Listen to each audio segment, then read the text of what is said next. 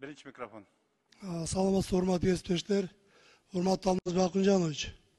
Мен жакында ошо иш сапары менен Талас областына барып, эл менен жолугушуп келдим. Азыр Кыргызстандын көпчүлүк аймактарында дыйканчылык жана мал чарбачылык менен алектенишет. Ошол өзүңүзгө белгилүү болгондой айыл жеринде, элет жеринде мал кармап, уй багып, ошо уйдун сүтүн сатып, күнүмдүк тиричилик өтүшөт экен. Менин бүгүн көтөрө турган маселем бул сүт маселеси. Мына азыр бир эле Талас областы эмес, Кыргызстандын бардык аймактарында, бардык райондорунда сүт маселеси, ошо сүттүн баасы төмөндөп кеткенине байланыштуу нааразылыктар күчөп баштады. Мына айтып жатышат, мага да айтты, уйду кармаш үчүн дейт. Ага бир чөптүн баасы 3 сом дейт. Жем дейт, кошобуз дейт. Бирок 1 литр сүттүн баасы 22 сомдон сатылып жатат дейт.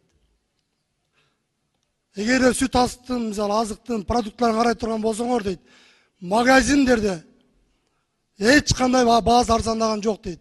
Ошол айраны болобу, сүтү болобу, каймагы болобу, творог болобу, быштак болобу, мына сүттүн баасы 68 сомдон, 65 сомдон, 70 сомдон сатылып жатат дейт. Бизден 22 сомдон алгандан жок дегенде 44 сомдон, 45 сомдон сатпайбы дейт.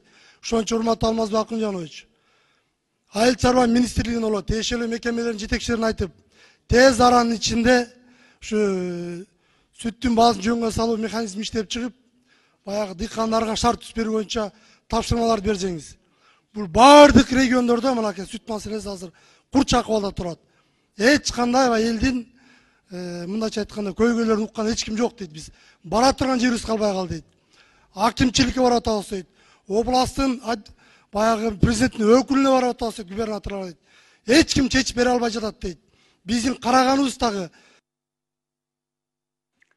10 секунд.